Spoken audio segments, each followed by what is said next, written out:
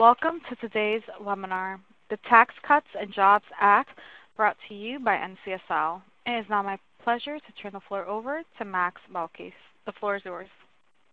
Thank you, and good afternoon from the Washington, D.C. office of the National Commerce and State Legislatures, and thank you for joining us for today's webinar regarding how the recently enacted federal tax reform will affect the states.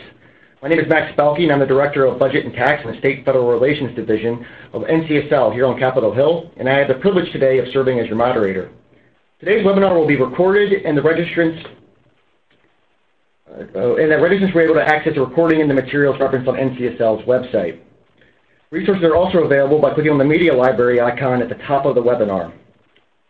If you have any questions for our panelists at any time, please type them into the text box located in the bottom left-hand corner of the screen, which our speakers will address throughout their webinar as well as later during the questions and answers period. Finally, please be sure to visit NCSL's webpage of resources for the states regarding federal tax reform, including a constantly updated list of state analysis and responses for how they expect tax reform will affect them and their taxpayers, as well as information regarding future federal tax reform coverage from NCSL will be on that page. As I mentioned, my name is Max Belkis, and I work here in the D.C. office of NCSL, which advocates on behalf of states through policy positions adopted through NCSL's Legislative Summit. For more information about NCSL's advocacy, please visit the NCSL and D.C. page on ncsl.org. I'm joined today by experts that have spent the last few weeks or even a few months poring over the nearly 500-page enacted tax bill, formerly titled the Tax Cuts and Jobs Act. As each panelist's biography can be found on slides at the end of this presentation, I will keep our introductions brief. First, we have Steve Oladachek, I think I pronounced that correctly, who is a principal in Ernst & Young's National Tax Department here in Washington, D.C., and the state and local leader of its Center for Tax Policy. Next, we have Harley Duncan, who currently serves as the state and local tax leader for Washington National Tax Team at KPMG. Prior to KPMG, Harley spent the previous 20 years as the executive director of the Federation of Tax Administrators, the association representing the principal state revenue collection agencies in each of the 50 states. So I'm sure that Harley will be especially insightful regarding how tax reform will impact states administratively. Finally, Heath Holloway, who is the Deputy Director of the Office of Fiscal and Management Analysis with the Indiana Legislative Services Agency, will pull back the curtain and provide us a glimpse of how his state continues to analyze the Tax Cuts and Jobs Act and how they predict it will be affected. At the conclusion of the presentations, we will move to Q&A, and we'll try to answer as many questions as we can. If we're unable to get to your questions, we will follow up following the webinar. Okay, introductions are over. Let's dive in. So before we get to what was in the tax bill, let's recall how it became law.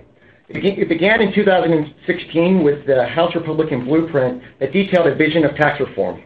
However, formal legislation was not released until November 9th of 2017. 6 weeks after that, and after a few bumps in the road, the President signed the final bill into law on December 22nd. Oh, that was my part. That was the easy part. Now I'm going to turn it over to Steve and Harley, who are going to tell you what's in it. Steve, Harley? Thanks very much, Max. This is Harley. It's a pleasure to be here, and I appreciate the invitation. You said it was enacted within about 6 weeks, and we always call this a once-in-a-generation tax reform, and people harken back to 1986. I was looking the other day, and in 1986, those steps that took 6 weeks this time took about 18 months the last time from introduction of a bill to signing. But nonetheless, we have a bill, and we're trying to work our way through it. In this graphic, we try to just hit the highlights, or at least identify some key points that I think that'll be important to you at the state level. And I think you ought to put this bill in context. There are really 3 or 4 pieces to it that are important to think about. The first and most important, this was conceived as a tax reduction bill, and the focus was on providing an overall reduction in federal taxes to both individuals and to individual taxpayer groups, as well as on the business tax side. The second key feature of that was that the primary emphasis in how the reduction was to be enacted and provided was through rate reductions and changes in marginal income tax rates so that we could be seen as a more competitive tax environment. The third feature is that there is, to some degree, some recapture of the revenue effects of those of the reductions in rates through a broadening of the base, so that you don't suffer the entire revenue impact of the rate reduction. The fourth feature of the bill then was to enact some significant reforms in the international tax regime that with which U.S.-based multinationals need to comply. You look at those four boxes up there and you think about how this divides out. The top two in the individual and pass-through, the net reduction there compared to current law over a 10-year period is about $1.1 trillion. Lower left box on the corporate side, which just think of that as primarily domestic corporate provisions, is about a negative $650 billion. And then the multinational side, or the international reforms, over on in the right-hand corner is about a plus $300 billion revenue impact for a net of about $1.4 trillion over the 10-year budget horizon that is used. We're going to talk about significant pieces of these of what's in these boxes. So I'm going to, at this point, move to Steve to talk a little bit about why it is that we had to go through this exercise. So one of the major drivers of tax reform is the fact that in the chart, the next chart that we have, shows you that before tax reform, you had about a 39% rate in the United States compared to the rest of the world. We're also, the red bars show you that the United States, compared to most of its major trading partners, was what we call a worldwide taxation regime. In other words, the United States view of taxation was you were taxable on your income no matter where it was earned in the world. And that pretty much was the way the United States did things until about, or the world did things until about the 1960s, 1970s. There was a dramatic change in tax laws around the world where they went to what's called a territorial regime. Those are the blue bars. And you can see the vast majority of the countries around the world have a territorial regime. So what did we do? We moved from the far left, which was one of the highest rate countries in the world, now to somewhere slightly below the median. I put it in between Finland and Iceland, but as you can see, we still have the UK behind. The UK has a lower rate than the United States, but again, makes us more competitive in the world. That's what the view is of how this will apply. Now, from the personal income tax relief, what they have is a reduction of the top individual tax rate from 39.6% to 37%. They also reduced some of the other rates in a bunch of the other brackets, but essentially kept the same brackets. They increased the threshold for the alternative minimum tax at the federal level. And then there's also this new component, which is this special 20% deduction for owners of pass-through entities. In other words, like partnerships, S corporations, sole proprietors. This was intended as an offset to the substantial C corporation rate reduction, because we saw C corporation rates drop from 35% federal to 21%, a 40% reduction. So the 20% deduction on the PTE rate is a way to compensate for that difference. Likewise, what was the cost of relief? And as Harley pointed out, it's base expansion, aka eliminate deductions. So, for example, the personal exemptions were, I put the word repeal, but Harley corrected me, it's suspended, because these provisions actually expire after 2025. So in essence, the personal exemptions are suspended until 2025. The other thing that was done was there's a substantial increase, a doubling, if you will, of the standard deduction from from roughly $12,750 to $24,000, $12,000 for married filing separately. Mortgage interest deduction was limited to mortgages of up to $750,000, and probably one of the most politically controversial ones was a limitation on the annual aggregate deduction for state and local taxes to no more than $10,000 per year, $5,000 for a married individual filing separately. Now, the state and local tax deduction applies to all taxes, not just including state income taxes, including the sales tax options, as well as property taxes. But what was retained was still the exception for tax on a trade or business was still retained. And we'll discuss that a little bit more in detail later. But it is clear that what Congress intended here was to limit the ability of pass-through entity owners to take the income tax deduction against the trade or business unless the tax is specifically levied against the activity of the entity, against the entity itself. Moving on to some of the corporate issues, again, we point out that the corporate tax rate was dropped dramatically. Effective January 1, 2018, it drops down to 21%. It also eliminates the corporate AMT. One of the little bumps in the road was the fact that they kept the AMT, but then that would have actually eliminated the effect of some of the credits. So Congress reinstated at the last minute the corporate AMT, or eliminating the corporate AMT in the bill. The interest expense deduction has been expanded. Typically, you can take any interest deduction. Now what they've done is limit the business interest deduction to 30% of a new term called adjusted taxable income, plus whatever business interest income you have. Adjusted taxable income can best be thought of as EBITDA, an EBITDA analysis, earnings before interest and taxes, essentially with depreciation, amortization, and depletion. But as a compromise, for the first 4 years, it's going to be with the deduction for depreciation, amortization, and depletion, but beginning in 2022, adopting the provision that the Senate had, they eliminate those items in that computation, providing a much lower level. But this is a substantial change in the way that that businesses would be able to deduct interest against their income. Now, the limitation doesn't apply to farming business, real property trader business, and certain regulated utilities, although they can elect into this option. But this is a key element of limiting the deductions at the corporate level. Now, one of the trade-offs there, one of the advantages, is immediate expensing. That was something that's been a hallmark of the Republican proposals since they were first announced in 2016.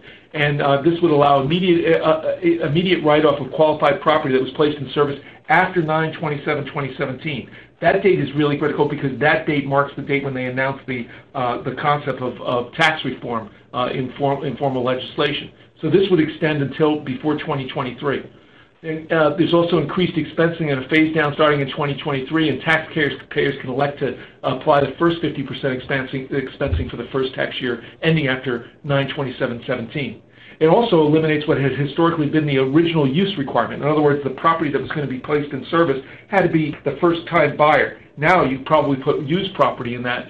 But again, qualified property still excludes certain public utility property and something called floor plan financing property, essentially automobiles financing, because they're exempted from the interest requirement, so these are tied together. But what's really important from a state and local perspective is to look at the interest expense deduction and expensing provisions. Those are tied together. They're a trade-off. We'll reduce the reliance on interest expense deductions, but allow expensing. Those two are tied together. And as we talk about a little later, when you look at what the states have done, they haven't worried about the interest limitation, but they have, in fact, decoupled from the expensing. Now that you have the interest limitation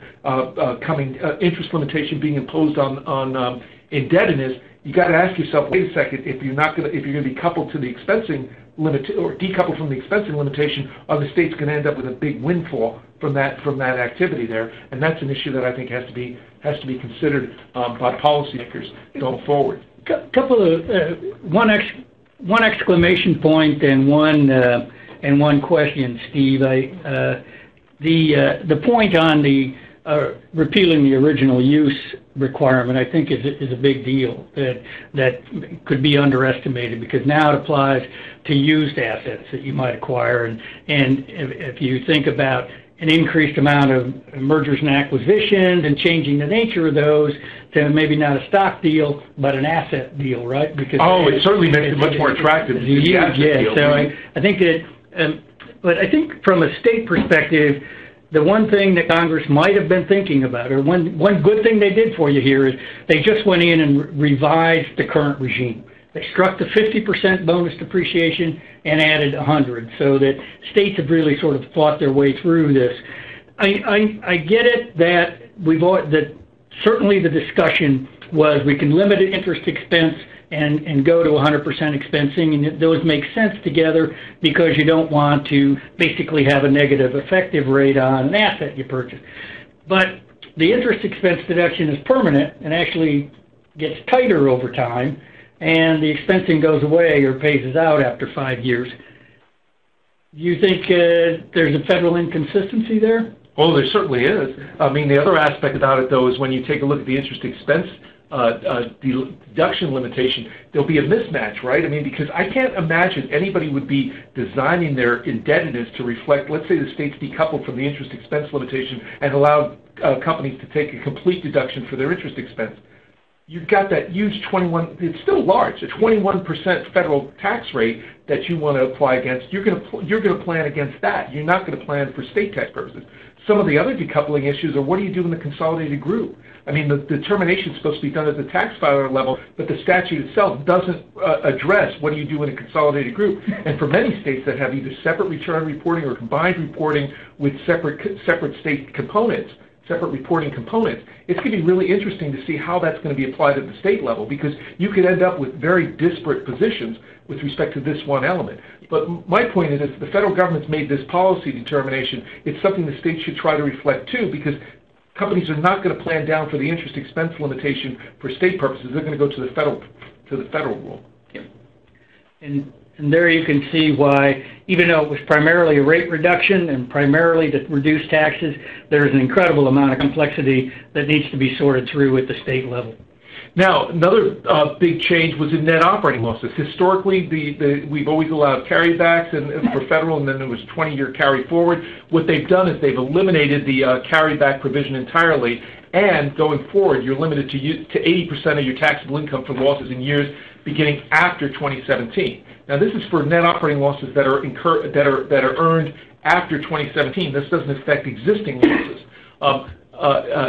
One of the other interesting aspects is that these net operating losses can be carried forward indefinitely. That's contrary to what we've ever seen before for tax policy purposes. And at the state level or at the federal level, there'll also be an interest component in there. In other words, you can measure your net operating losses against an interest component. You get to increase your net operating losses over time as you don't use it.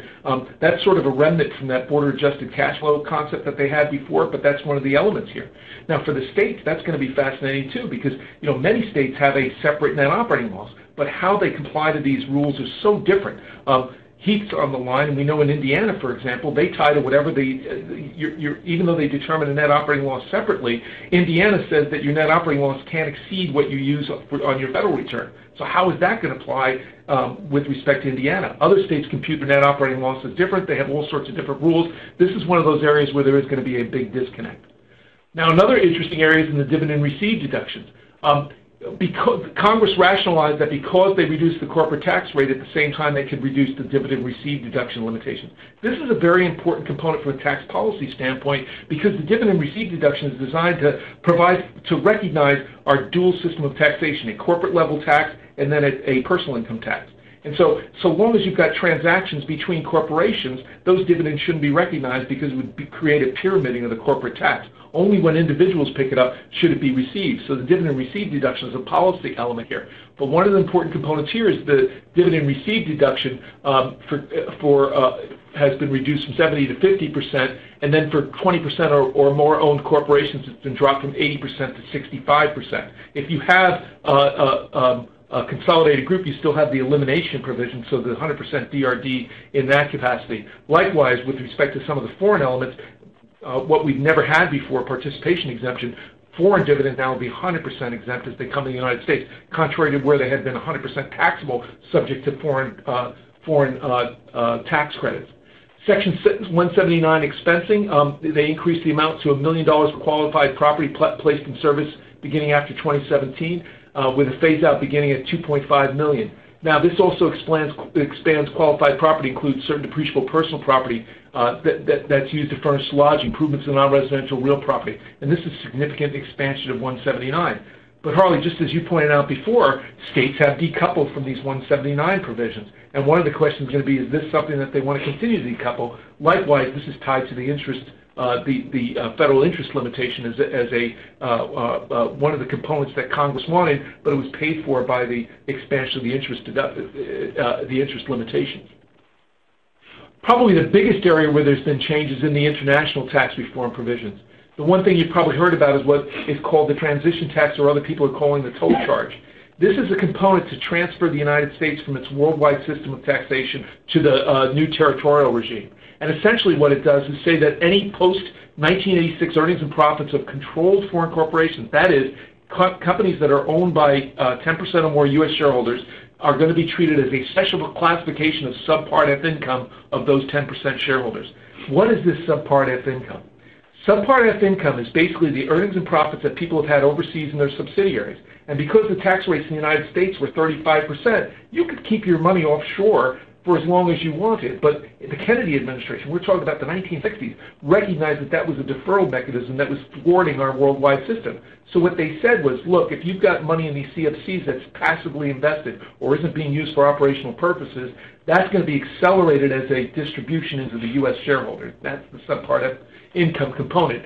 A lot of people call it a deemed dividend. It's really not. It's Subpart F income.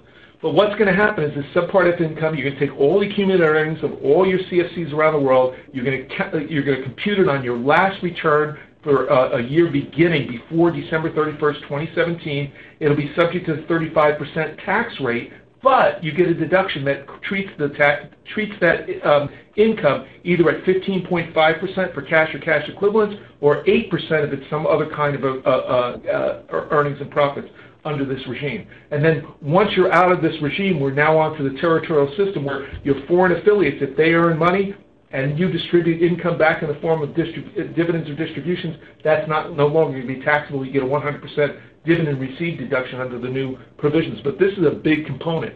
Another thing to keep in mind is that while this will be reported on the last 2017, on the last return before the new tax bill becomes effective, it'll be payable over an 8-year period.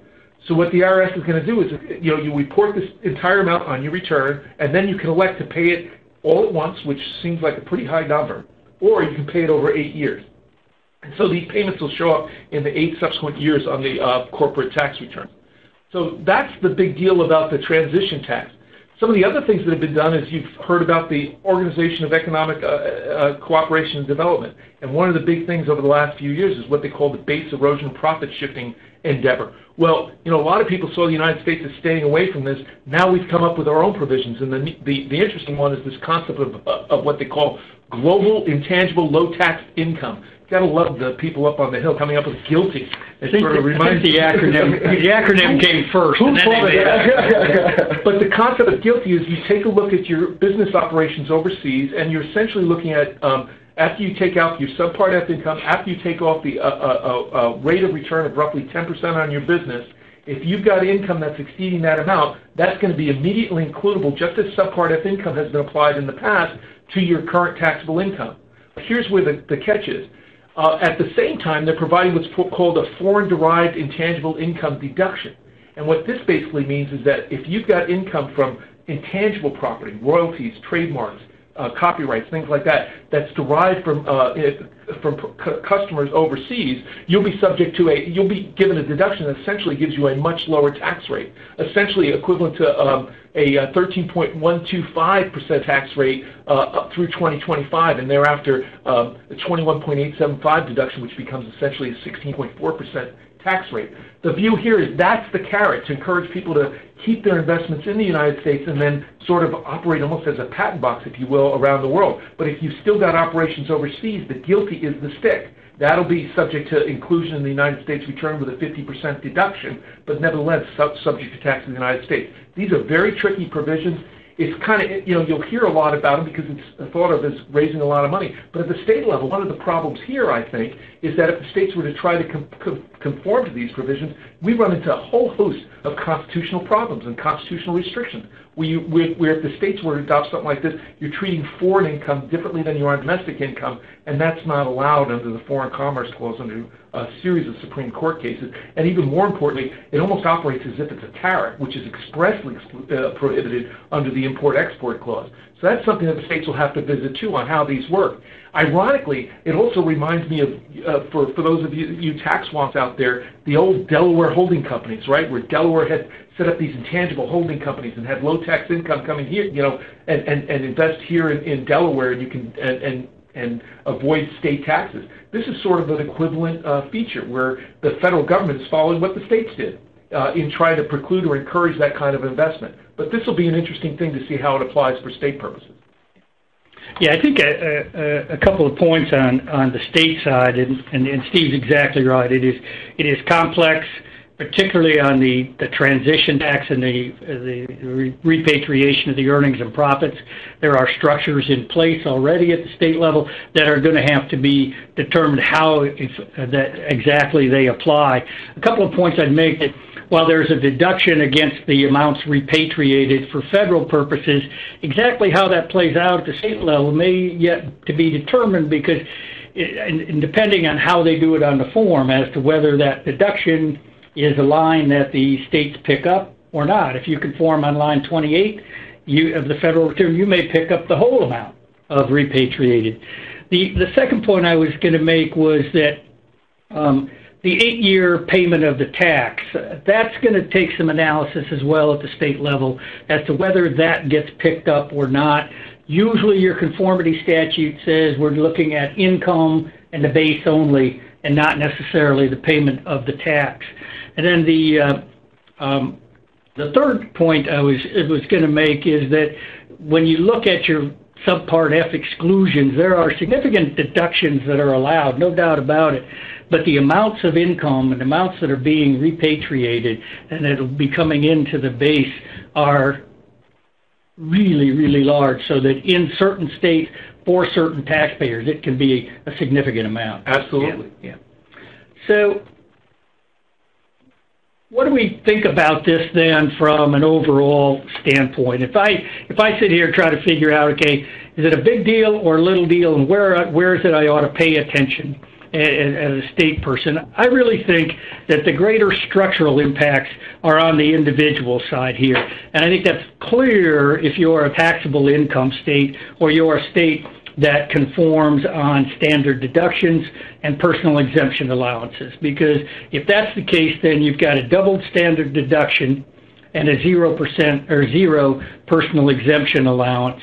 And that's a change that the federal government's making, because they're introducing something called the child credit to really be the gradation for family size and how they're going to achieve their progressivity or their distribution across family groups. Most states don't have a child credit. They use the personal exemption allowance for that gradation for family size and to moderate that distribution. So if you're a taxable income state, those are significant changes to really factor in. Fortunately, the majority of you are not, but my estimation, that doesn't let you off the hook for being concerned on the individual side. And I say that because I think if I'm a state that conforms on adjusted gross income, as most of you do, I think there's a couple of three things that deserve paying attention. First of all, there are significant changes in the itemized deductions outside of the state and local income tax piece that most states don't conform to, that are going to increase the base and affect the distribution of the burden. So I think those require careful examination. The second is, I think over time, that if the federal government stays with a zero personal exemption allowance and uses a child credit, the states are going to be looking at is that a direction that we perhaps ought to be considering as well, if that's going to be the way we distribute the burden and focus on family size.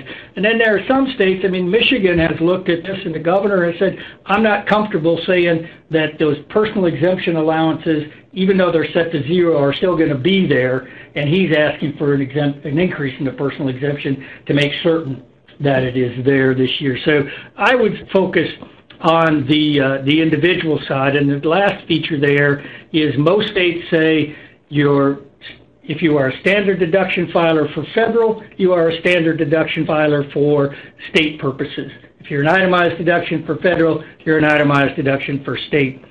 Significant number of taxpayers are going to be moving out of itemized deductions at the federal and over to the state. And if there's not increases in that standard deduction or changes, that's going to affect your burden as well. On the business side, I think, in part we've kind of seen this movie, right? There's not, on the domestic side, set aside the international. We haven't seen that movie, and we'll be going to it for years to come to figure out. We haven't seen that movie since 1913. Right, to see how it's sure to be a real thriller. how it turns out. But the expensing, those decisions, we've dealt with that issue. The interest disallowance is an interesting one because, as Steve mentioned, at the federal level, it's going to be on the taxpayer group. And that's usually a consolidated return that states don't follow.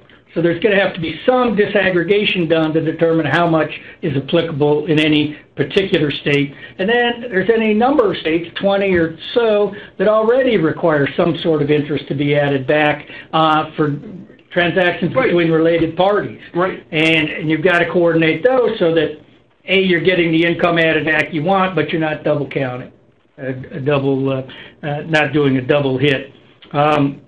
I say that I think, what we're seeing as people have approached it is focus on the individual side because that's where the bulk of the taxpayers are, and that, there's a lot of things, there are a lot of things going on there, the pass-through deduction as well. In total, there's about $3 trillion of money moving around at the federal level.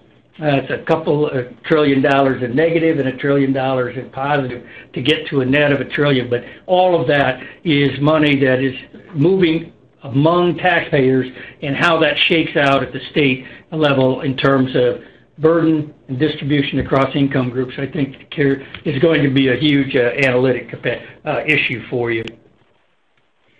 We put up a series of charts here, which you can find on the NCSL website. Max, I like what you had all done here, but this just gives you the idea of the complexity of how the states approach it. The first one that we've got up here is where the states start with federal adjusted gross income as the starting point. You can see the ones in green are the ones that tie to that. AGI is basically deductions before the standard deduction. States that start with federal taxable income are the ones in red. You can see there's only about seven of those. And then last but not least are a handful of states that don't even couple to the federal code. They have their own determination of gross income. This makes it enormously complicated because, like, one of my colleagues says, when there are 50 different states, there are 50 different ways of taxing. It's basically international tax, except it's all in English. You've got 50 different approaches to this, and this map can't possibly show you the complexity that Heath will get into in a little while of how each state has to look at its own individual code and determine how it conforms into the various provisions.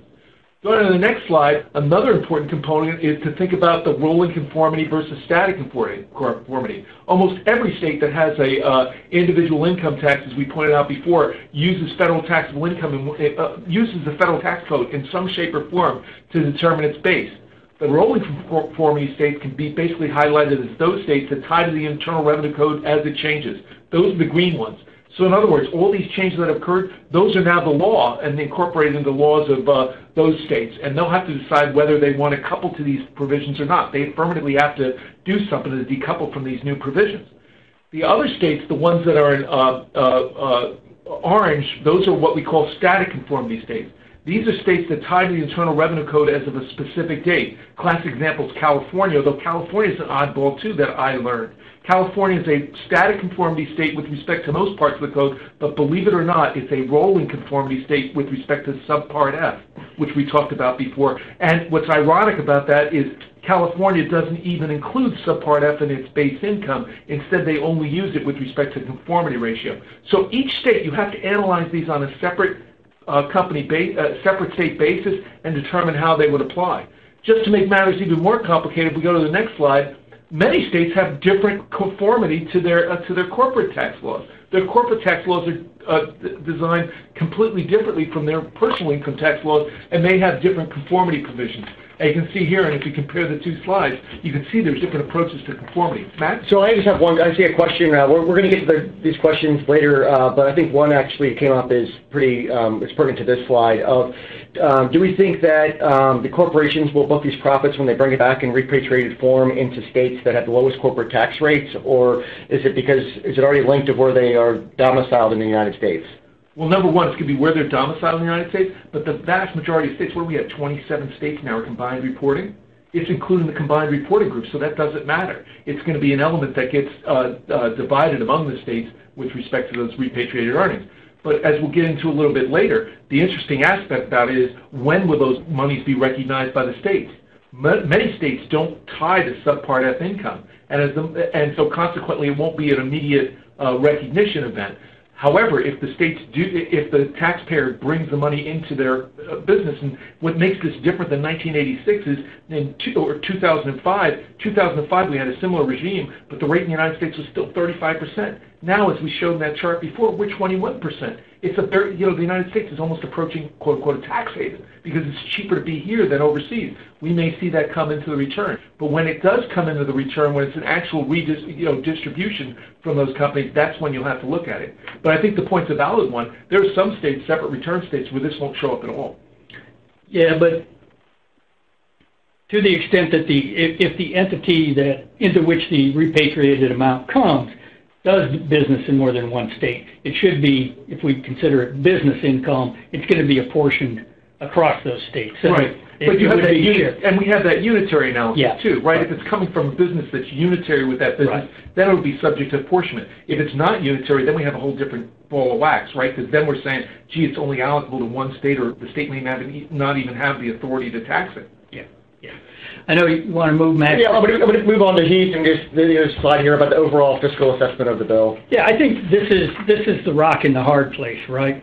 So there's a negative 1.5 trillion over 10 years in increased deficit financing of the tax bill. That begins to constrain federal resources, and how does that play out in other state federal programs? We've already begun to hear the discussion about needing to address entitlements and the like. The hard place is that I think that this constraint on federal resources is also occurring at the same time there are constraints on state resources caused by the federal reform, and in particular that is the state and local tax deduction, and limiting that increases the after-tax cost of state and local government. And the other piece of that is there's really just a 7% corporate state rate is now an awfully lot more important to a company and a C-suite than when the federal rate is 21 than it was when it was 7% state, 35% federal. An awful lot of sunshine and focus on that state rate. So I think those just begin to squeeze in the wrong directions, or at least I will say, use a neutral term, that will create challenges for states. Finally, here, timing is delicate. States, analysis is short, a lot of number of uncertainties. I think we'll be finding out about what's in this bill for months, if not a year or so, when in the next tax year. So this will be an ongoing endeavor, I believe, for practitioners and states and policymakers alike. Here we are at the last slide before we go into Keith. It's just, so states are just now getting into session, but this is the second year of the biennium. Not every state's in this year. So I don't, what's happening in Texas or Nevada or Montana, hopefully they don't have any huge issues to address, or else they might have to go into special session. It's also an election year, which is always interesting when it comes to taxes. So states are just jumping into it now, but we'll find out in the next several weeks what they're planning on doing. And with that, I think it'd be great. We're going to turn now over to Heath Holloway in Indiana, who's going to give us a legislative staff perspective on, this bill passed, Heath, and you guys in Indiana were looking at it, and, you went in to look and address how would it impact your state. So you want to give us a little bit of, behind the curtain of what's going on in your agency? I'd be happy to, Max. Thank you, everybody, for listening today. Instead of talking about specifically how individual provisions affect Indiana, I thought I'd walk you through the process of how we're taking this large bill and pulling it apart provision by provision and trying to understand how it's going to affect our state's finances and specific individual provisions that we've got on our tax law books. So as we go through federal reform, and as the slide has shown, Indiana has a static IRC update provision. So we choose every year whether or not they want to, the legislature chooses every year whether they want to conform with provisions. So this is something that we have to conduct every year regarding all federal regulation. Now, this one's a monster, and I think we all agree that it is a monstrous bill. So to do this, what we do is we like to gather a whole host of resources before we start tearing the provisions apart. We need, of course, the bill that you're working on. You cannot get away with not getting your state's code as well as the Internal Revenue Code. And the tax forms and the Joint Commission of Taxation estimates are helpful tools, and I'll talk about those and how I use those and how we use those a little bit later. And also, if you're going to be understanding how it's going to affect you and your state, There's information the IRS publishes regarding their tax statistics that can help you understand how the federal tax base relates to your tax base if you haven't done this kind of analysis before. And also, it takes time and patience. I mean, we've heard discussion about how complex these provisions are, and they are complex. It's not like an extender bill, which is a little bit easier to sometimes understand. These provisions are going into some of the nuts and bolts and the minutia of the tax law that are changing. So give yourself some time when you're going to deconstruct these. And one specific area that I find to be extremely helpful, and hopefully you would too if you haven't gone to this before, if you go to the Joint Committee on Taxation, they produce revenue estimates for every one of piece of federal legislation. And if you go down and download their analysis on the conference agreement, the Tax Cut and Jobs Act, the bill itself is large. What this does is it kind of gives you an enhanced, I would say, like Cliff Notes version of the provisions.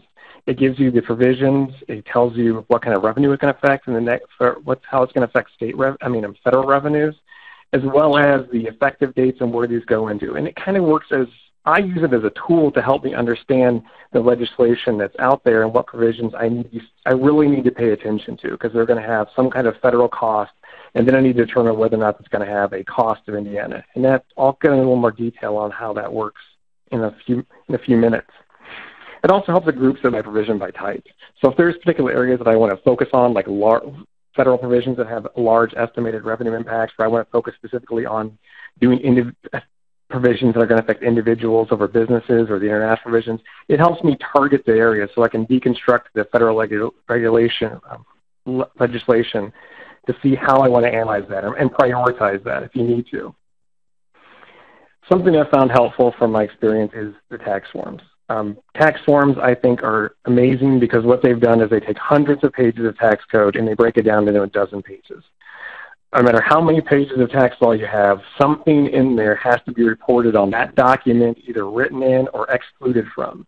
And if you have those pages, and when I do the analysis of this, I have the forms in front of me, and it performs a guideline that once I determine whether or not a federal provision, where that gets reported, helps me determine whether or not how that's going to affect our finances. I mean, they're about as close as you're going to get to a tangible piece of work that you can use to see where and how the provisions are going to flow into every piece of the tax provision, to the point of the refund, to the income and how it's reported. And I really can't stress enough how helpful I find the tax forms to use. And when I have other people do this with me, I always walk into a meeting with the tax forms ready to go and talk about how it affects. With all those tools involved, this comes the part of the process I think takes the longest and the most amount of time, and that's to identify the provisions that are going to affect your state and our state.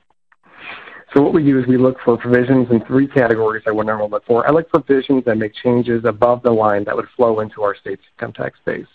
For individual purposes, we do begin at federal AGI. So if you go look at our state tax forms, it literally says the first line on our state tax forms say, go to line 37, I believe, and pull it over. So as we're going through this, the actual bill itself, we're looking for provisions that affect income. We're looking for deductions that occur before the computation of federal AGI that we know are going to be flowing into our state tax base. And we identify those provisions and make sure that we keep track of those. Also, look for deductions, exemptions, credits, and other provisions you have that are directly linked to federal ones. In Indiana, we don't have as many as some other states do. For example, we have an adoption credit that's linked to the federal credit amounts, and we also couple with research expense, the definition of research, qualifying research. So we want to pay close attention to that. One area I think that we're going to be looking into, which was mentioned before, is that we do have a personal deduction, a personal exemption that's basically tied to the federal one, in the sense that we say that you're allowed a $1,000 exemption for every one that you claim on the federal return. And with that suspension of that exemption, we're not sure how that's going to affect and how that's going to flow through, about whether or not you claim a zero exemption, how it's going to affect. That's just a specific policy. And also the last bullet here, when I said share definitions of the programs, I almost just wrote in the 529 program, because in general you're going to have a few provisions that in the tax bills that are going to affect other kind of programs. And the 529 always comes out. And there were some changes to the 529 that if you have a program that's linked to that, and that may affect how that program is going to work in your state, as well as if you've got a contribution deduction or a credit that's tied to that, that may indirectly affect that provision itself. And once you've gone through this, which takes some time to identify, when it comes to actually performing the estimates themselves, we have a couple of different procedures that we do. And it depends on whether the procedure the provision flows into our income tax base or whether it's a linked provision. If it flows into us, we use the Joint Committee on Taxation estimates as the basis. We are fortunate in Indiana that we do have a clean set of state tax returns that we can use to simulate the effects of tax changes and for fiscal analysis. But we don't have any insight of what happens before it comes to the return. So we do rely on the estimates for the JCT produces. And what we do is it's once you find it, it sounds like a simple step. You know, it may take some work to get there. Is we determine the associated federal tax base for every estimate that's produced on the JCT. We estimate how much our state share would be for that base, and then we apply our state rate. And the last step that I have on here is adjust for timing. It's something that it's easy to forget to do because the estimates on the JCT reports are for federal fiscal year. So unless your state coincides with the exact timing for your fiscal year, you do need to make an adjustment for the timing of that. So you can't take it directly into your estimates. For linked provisions, those are usually estimates you have. Hopefully you've got better data on the state side for that. So, for example, if we had to do analysis of the personal exemption, we would have information that we could use for that, whether it's in your own expenditure report, if you have access to data to perform a simulation, and then you can also incorporate that into information produced by your state revenue forecast. And with those tools in mind, that's how we will take something. It's how we are taking this bill right now and deconstructing provision by provision to try to get the best information we can provide to the policymakers and the legislators so they can make any kind of decision that they need to make at that particular time. And that's really our method. And here's some links to the specific references that I mentioned before. Like here's a link. If you haven't downloaded the bill, here's a link to the bill, as well as the Joint Committee on Taxation's link, as well as the IRS Tax Statistics website. Where the statistics of income is our basis of how we use to allocate the federal tax base as well as how we allocate that to our state. And it's always been a good resource for how we use and how we do this kind of analysis. So I hope that's been helpful for you. If you've done this analysis before, hopefully it can add something or reaffirm some techniques you're doing. But if this is the first time going into it, you've picked a good bill to cut your teeth onto to get into the process, and I hope this gives you a step to make it a little less overwhelming if you have to analyze this if you're analyzing this kind of legislation for the first time. Thanks, Heath. Actually, we had a couple questions come in regarding to your points, and I think anybody may be able to chime in here on this. But this is typically, what are you assuming is the federal effective tax rates are going to be? And then are you using different rates for individual, for corporate, for pass-through entities? What kind of assumptions are you putting in on there? We do compute a different compute a different effective rate for individuals and for corporates. So we do that, and we also try to allocate certain provisions that we identify that basically business income. We have a secondary class for business income specifically because we know it's going to appear on both sides. So we have a couple of approaches where we'll take like a blended rate where we think the businesses, a part of it will be individual and part of it will be corporate, or we'll conduct an analysis to say, well, if business income is coming in and we're identifying this provision as business income, this portion of we're going to estimate it's going to go through the individual side and this portion is going to go through the corporate income tax side. And this analysis is primarily done using the IRS statistics of income. This is our basis for, how we're going to take the federal estimates and gross them into the federal base and then apportion that to Indiana. Thanks.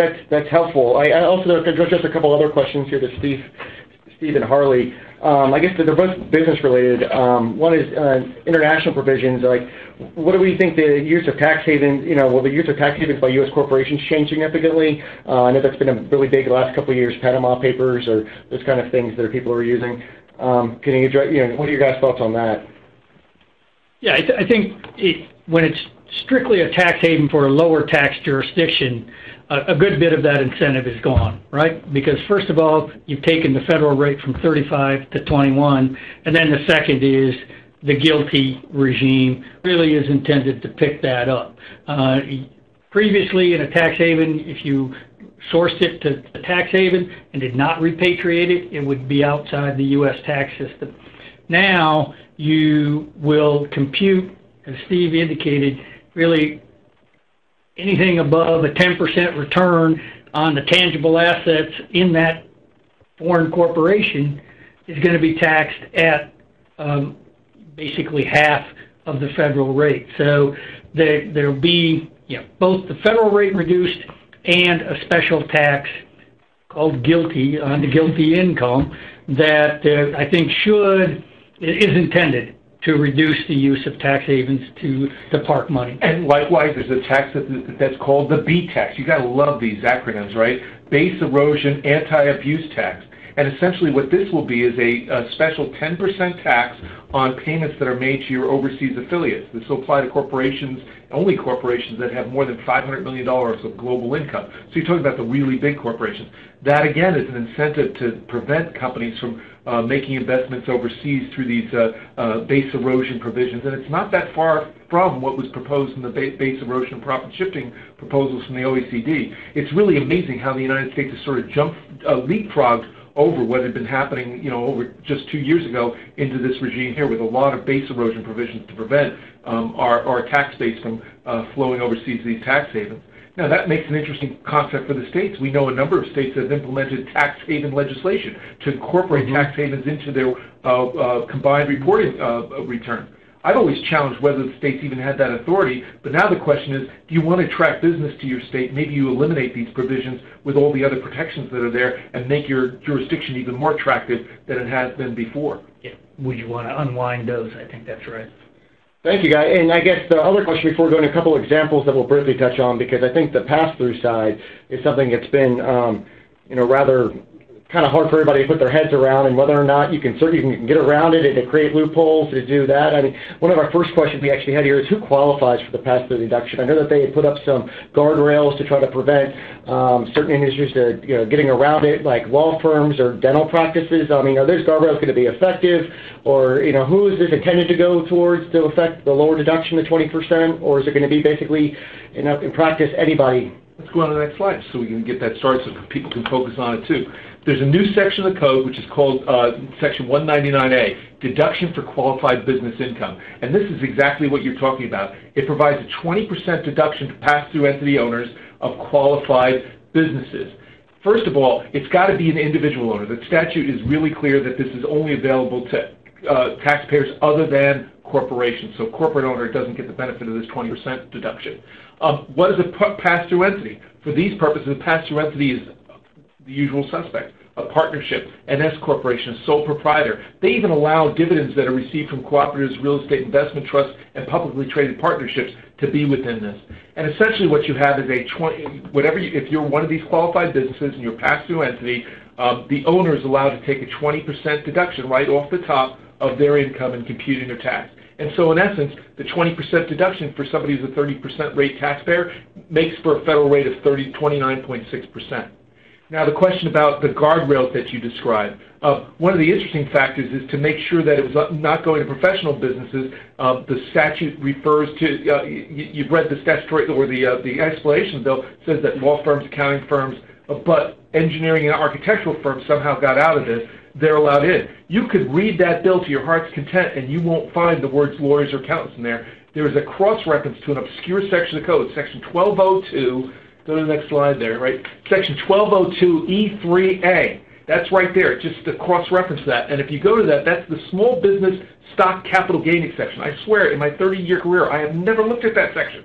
But that's the cross-reference that provides the guardrails, if you will, to what qualifies for a specified service trader business, which is not a qualified, which cannot qualify as a qualified trader business, and therefore can't be qualified business income. The other interesting thing is this has to be the qualified trader business has to be effectively connected with a trader business within the U.S. There's a cross-reference to IRC Section 864, again, not something state people wade into. This is an international tax provision dealing with effectively connected income, and that's how you determine whether or not the income is related to a trade or business.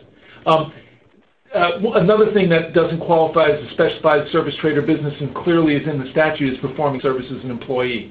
So with that in mind, again, it's a 20% deduction if you're a pass-through entity owner and you're engaged in a qualified trader business. And it gets a little bit more complex. Yeah. I think that if you look at the 1202E3 Cap A, but it talks about where basically the primary ingredient is the intellectual horsepower or the skills of the individual doing the Exactly. earning the income, right? So it's artists, professional athletes, lawyers, docs, those things. Right. But then there's an exception to the exception. Because if you've got income below a certain level, $415,000 for married filing jointly, that's when it completely phases out. Those still qualify as a qualified trade or business. There's a concept called a threshold amount. It'll ratchet up by inflation. But in other words, if you're a accounting firm or law firm and you're below that threshold, you still can qualify for the 20% deduction for federal purposes. So far, so good. Again, there are a lot of other complex provisions in this thing, but the key is there's a 20% deduction.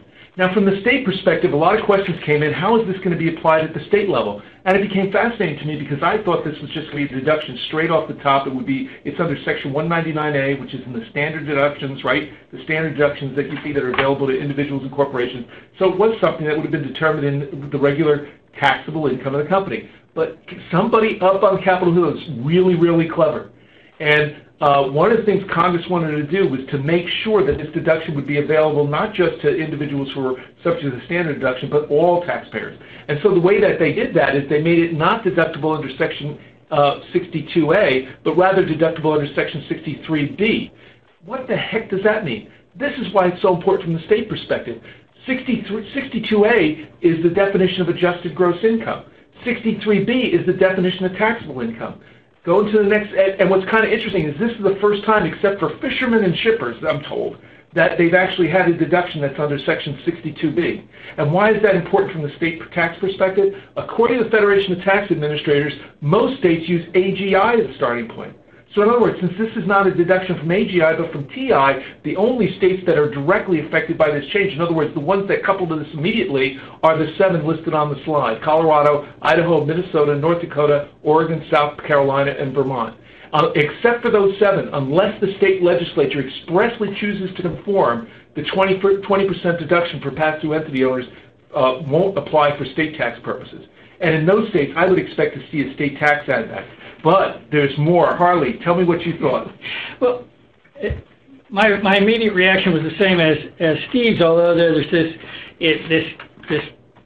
20% deduction sort of sits there in limbo or purgatory, right?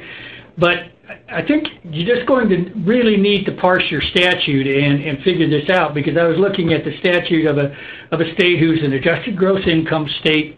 And I was looking then to see how they dealt with itemized deductions, and I expected it to say that your state itemized deductions are your federal itemized deductions, except you add back state income taxes. But that's not what it said, and that would say, well, you wouldn't pick up the partnership because it's neither an adjustment to income nor an itemized deduction. But what the state statute actually says is that your Kansas itemized deduction are those deductions that you make after you compute Kansas adjusted, gave away the state, but after you compute adjusted gross income, except for standard deduction, personal exemption, and then a few miscellaneous things. So I think it's at least arguable that if I'm reading the statute correctly, that it would be picked up there, because it is something that's deducted after adjusted gross income, which is how this state defined it. So I think it really bears some careful, obviously bears some careful looking to figure out if it may come in your state, because it's a $400 billion item at the federal level. And I think Steve made this point, but I think it's also worth remembering that the reason there is this deduction at the federal level is that you took the corporate rate, the C corporation rate, from 35 to 21. When you had a C corporation rate of 35, and that compared to income that would be taxed to an individual owner of a pass-through at a max of 39.6, there wasn't a huge difference.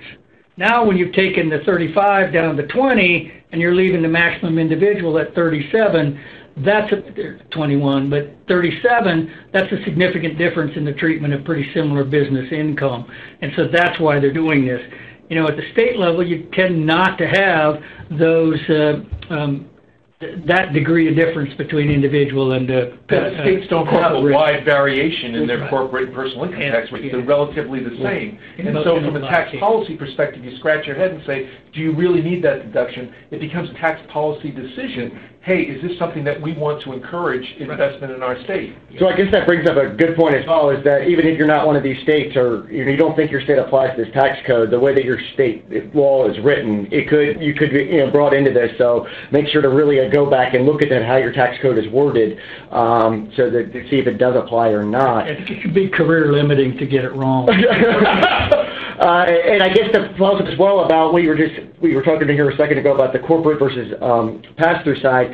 There's a question about is there going to be an incentive after this is done to go from a C corp to a pass-through or vice versa? I know that because of the change in rates over the time, the United States is kind of unique in how much we've shifted to pass-through entities. Now, I mean, is the lower rate here going to necessarily change that, or do you think there might be some restructuring, or do you guys have some thoughts on what you think? The first thought that I'd give is with respect to the corporate rate reduction from the state perspective, you got to remember you're going to be competitive with other states around here, and you got to keep the same kind of equity among the states. That's going to be a competitive issue, and so consequently, if we're looking at tax reform, you got to make sure that we're not changing things and changing the playing field with respect to corporations on their competitiveness. Having said that, the incentive now is probably going more towards a C corporation for investment, making it more competitive literally around the world. But on the other hand, making a decision to go, it's easy to go from, it's easy sort of to go from C to S corporation, as an example, or from C to pass-through. It's very difficult to go the other way around, to come back from a C corporation into an S corporation. So you got to be really careful as to whether that's a decision that you want to make to become a C corporation now, because it's very difficult to come back out. I kind of use the analogy of a Roach Motel, right? Easy to get in, but very difficult to get out. Yeah, I think we see most of the interest in should I still be a pass-through and perhaps consider the C corp. Couple of other issues that we talked about, GILTI and that income, that deduction for GILTI income that comes back is available only to C corporations. So if you're the owner of a pass-through that happens to have GILTI, that's not at the federal level. You would not be getting that deduction. Right. So there's a lot of traps. There are a lot of traps for the unwary and enormous changes. I keep guiding my people that I speak to about this that this is a paradigm change in how taxation is going to be done in the United States. Originally I was talking before about the federal foreign provisions and all that. And in 2005, we went through a similar routine with that elected dividend. Not very much money came back, and I thought that was going to be the same case here. But the big difference is it's coming back with respect to. So exciting. I'll tell everybody, we just found out that the Supreme Court is going to take up, this is another tax bill, but it's definitely related to states, that the Supreme Court is going to hear the South Dakota versus Wayfair, the internet sales tax case this term. So that could definitely bring in, that could be part of this. That could be tens of billions of dollars in additional state revenue as well this year. So unrelated, but just thought I'd lay that while I'm on here. But again, with respect to the corporations and all that stuff, I do think you'll see a rise in the investments in corporations, but you got to be real careful with those kinds of decisions and going into a corporation. Well, I mean, we're about an hour in. We could talk about, I'm sure you guys could speak for weeks. I know, Steve, you said that you were on a webinar for 2 hours and didn't even get half of it just on this issue. So I just want to briefly get to the end and try to address a couple other questions, and so we don't have people here. And I know that's what everybody wants to do on a Friday evening, is keep talking about this. But I guess briefly the last thing we have here is, I guess, a big point that, NCSL was very advocated, a position on, is state and local tax deduction. So you can deduct your state and local taxes against your federal taxes. You used to be able to do that. Now it got capped at $10,000. It won't be adjusted to inflation in years out. Originally in the House version, it was the House eliminated it. It's been around since the beginning of the federal income tax code, so that's one of the more unique parts about it, is we're actually going to go to this for the first time where it's capped. And there's been several states out there have been more vocal about trying to find workarounds around it. I think that's going to be continuing to see. I think there's a political decision as well as administrative of how, if they can be effective and what they plan to do. So Well, that'll continue going forward. Well, I think go back to the slide, though. What's kind of interesting is Congress has made really, really clear that they don't want to see anybody doing these workarounds. They actually cited to, in footnote 168 of the committee report, a 1944 congressional report for the Individual Income Tax Act of 1944 for the justification that you couldn't have that you were not allowed a deduction, that income taxes were not on the trade or business, to make clear that income tax deductions didn't apply. So we've heard a lot of states try to do the workarounds. If we go on to the next slide, one of the interesting aspects about it is, what does this really mean for the states?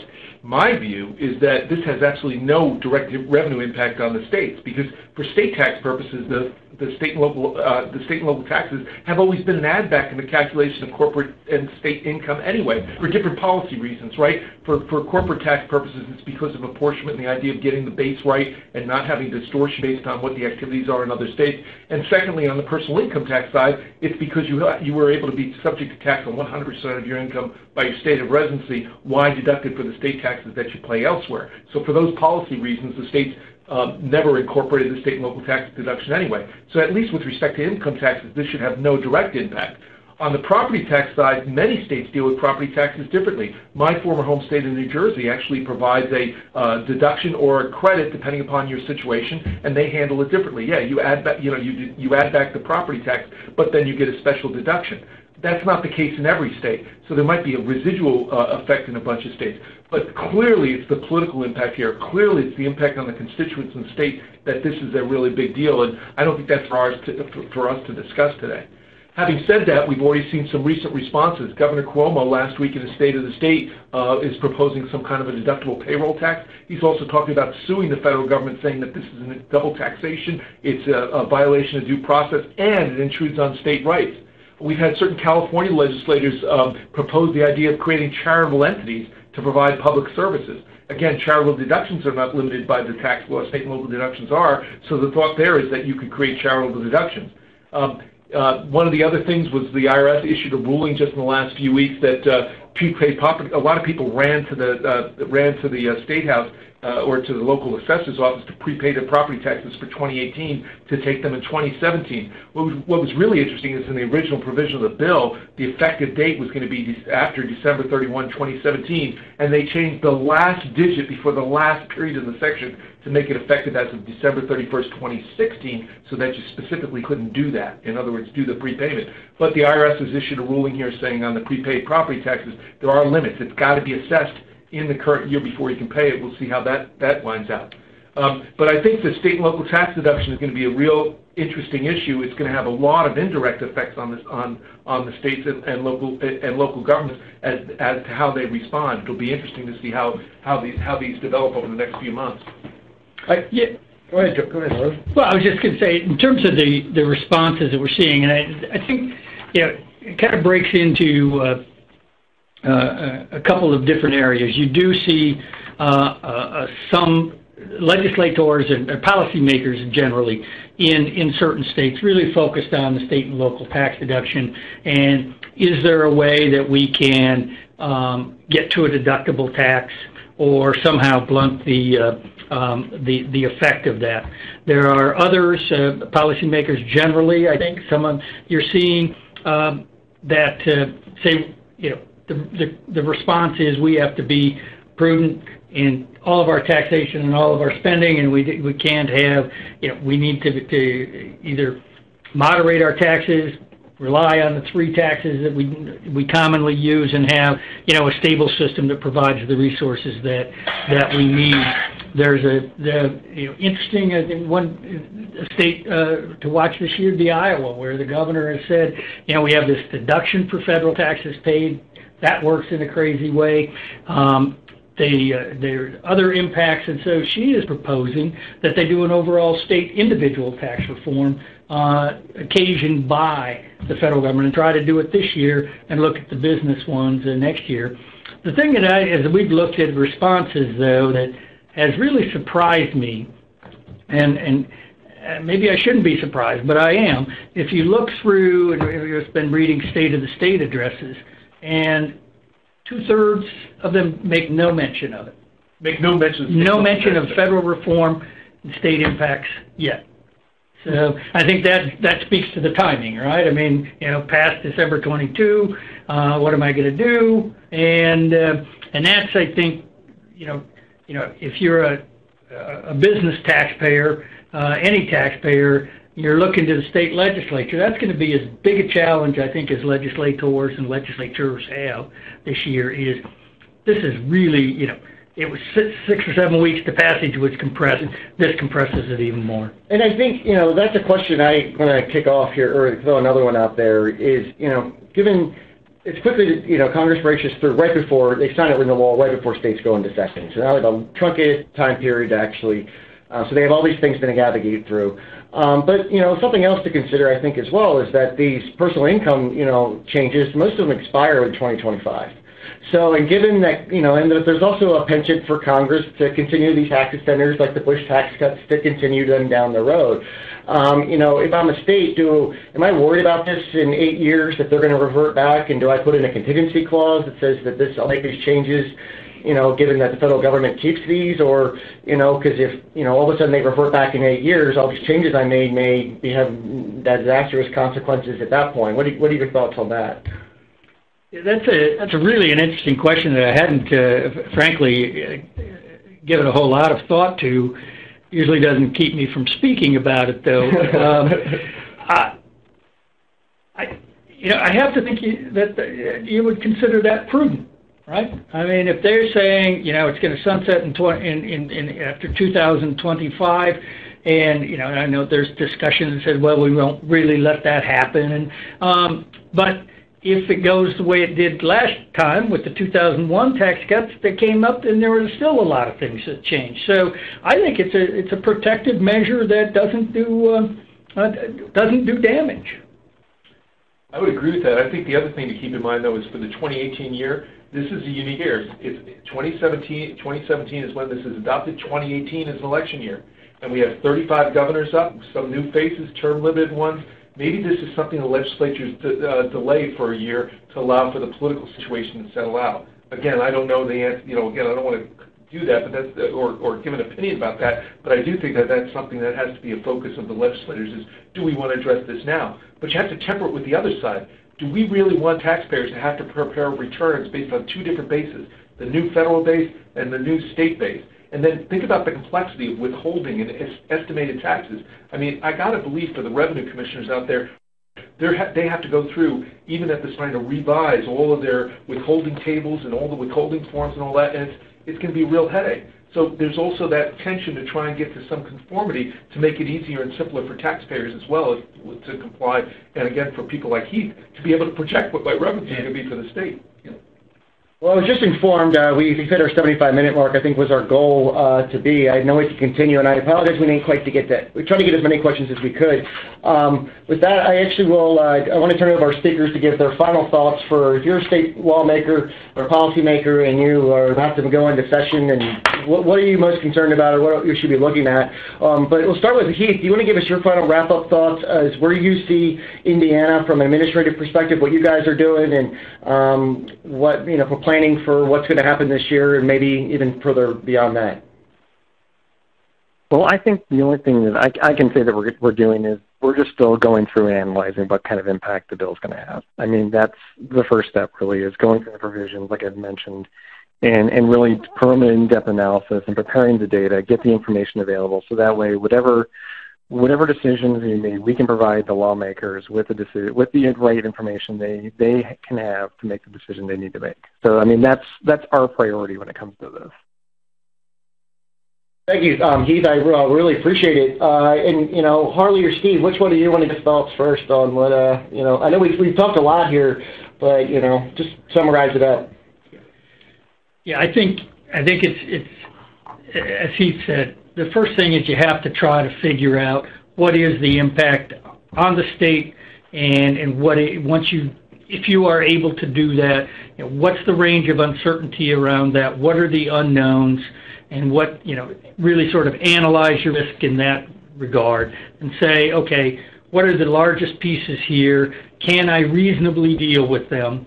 Or do I need to take some time to assess it, and then begin to develop a more comprehensive response, consult with the stakeholders, build coalitions and the like.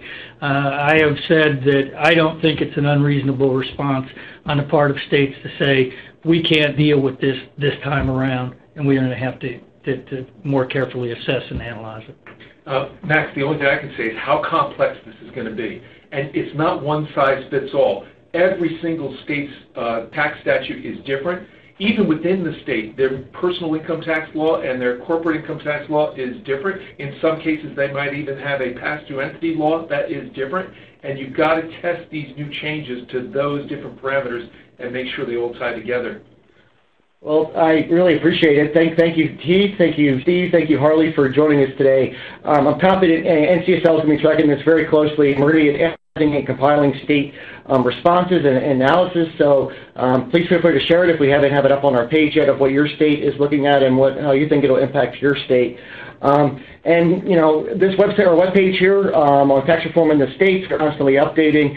We will throughout the year, and we'll have information about other analysis responses as well as other programming, possible content that we will be doing down the road as we get further down this continual, I think, longer road, a journey of just tax reform implementation in the states. So with that, thank you very much, and I hope everybody enjoys your evening.